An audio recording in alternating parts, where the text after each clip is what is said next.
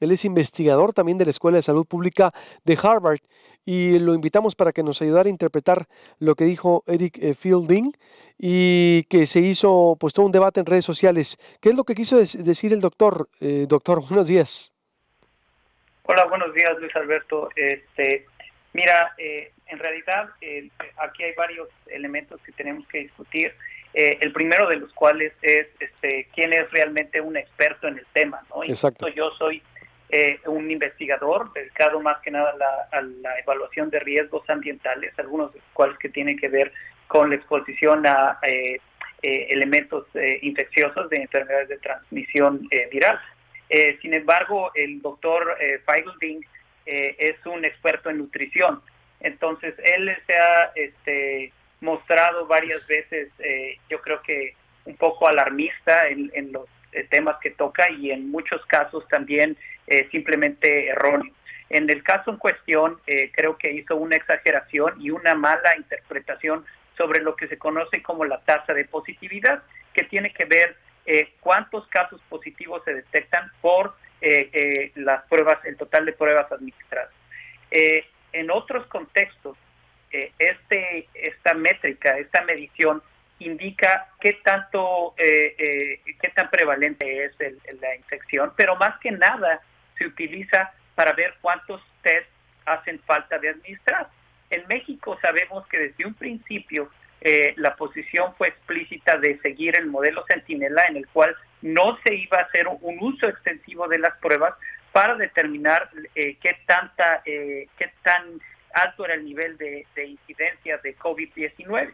Por lo tanto, el número de positividad, la tasa de positividad, meramente indica otro total diferente nivel de acceso de quién tiene las pruebas. Es decir, en México, personas que ya están francamente enfermas de COVID son en su mayoría las que tienen acceso a las pruebas, y eso es lo que representa este número. Por lo tanto, no puede ser comparable a cifras de otros lugares. Uh-huh. Pero aún si quisiéramos hacer eso, la ciudad de Nueva York, en su punto cúspide, sí tuvo niveles de tasa de positividad de hasta el 70%. Y por lo tanto, digamos que la urgencia o la gravedad con la que expresa el doctor Feigelding no está justificada sobre el caso de México, lo cual no quiere decir que no haya gravedad, ¿verdad? Todos sabemos la situación en la que se encuentra México y no hay ninguna razón por la cual se deba de bajar la guardia. Entonces, por lo tanto, como dice usted, una es un nutriólogo, no es un especialista en la materia, fue una opinión él basado en que vi que citó unas gráficas, unos estudios. ¿De dónde eran estas gráficas que él cita?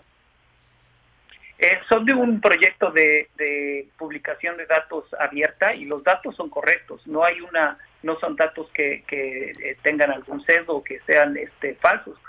Sin embargo, la medición que él utiliza, muy concreto, esta tasa de positividad, se está utilizando en otros lugares para ver si la infección está aumentando. Y sobre todo en lugares donde sí se ha adoptado una política de pruebas masivas o de pruebas con un mayor alcance, pues si pasan del 2 al 5%, sí quiere decir que hay un nivel de transmisión comunitaria mucho más alto. Uh-huh. Entonces la interpretación es distinta. ¿Cómo se ve ahorita México desde allá, desde tu perspectiva entonces, Guillermo Cedeño? Yo creo que se ve justo como lo indica el semáforo de la Secretaría de Salud. Se ve como un país que está en alerta máxima en al menos 15 de sus estados, donde la política sigue siendo quédate en casa, y donde creo que como nación tenemos que ver hacia nuestros valores más importantes, ¿no? Y en este caso es el de la solidaridad y el de la compasión.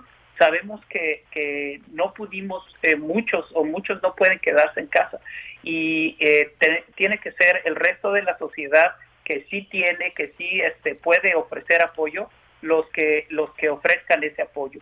En algunos casos será económico, y en muchos otros casos será precisamente quedándonos en casa. Quiero hacer una última nota. La importancia de lo que nosotros vemos desde acá es de que ha habido un mensaje un tanto ambivalente en el uso de los cubrebocas. Creo que esta debe de ser una política que ya no debe tener lugar a la duda. Todos debemos de usar un cubrebocas en un lugar, sobre todo en lugares cerrados y donde haya grandes grupos de gente. Más de 10 personas tienen que usarse el cubrebocas. Entonces, distancia sana y cubrebocas tiene que ser un mensaje clarísimo. Exacto, esas dos medidas para evitar su propagación, pero ¿tú crees entonces que el gobierno de México está haciendo buen papel? Yo creo que depende mucho. La verdad es que se adoptó la política del modelo Centinela bajo la recomendación, o al menos los lineamientos según dijeron ayer mismo en la conferencia de prensa de la noche, de la Organización Mundial de la Salud. Sin embargo, tenemos que adaptar nuestras medidas en base a lo que la experiencia indica que funciona. Y vamos a ser muy concretos. Tenemos ya experiencias de éxito, lecciones aprendidas de países como Taiwán, que si bien no es un país tan grande como México, sí ha hecho un papel ejemplar en su respuesta al COVID. A pesar de estar en proximidad, son un país vecino a China, en el transcurso de la epidemia han reportado 7 muertes. 7 muertes. Entonces, quiere decir que si hay modelos alternativos de pruebas, de aislamiento y de contacto a los posibles personas expuestas que tienen un nivel de control de la pandemia mucho mayor.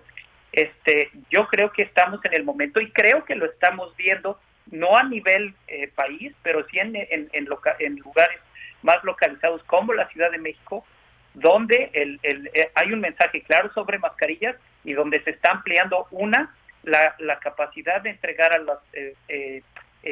los trabajadores del sector salud el material para protegerse de estos respiradores N95 y de aumentar el número de pruebas.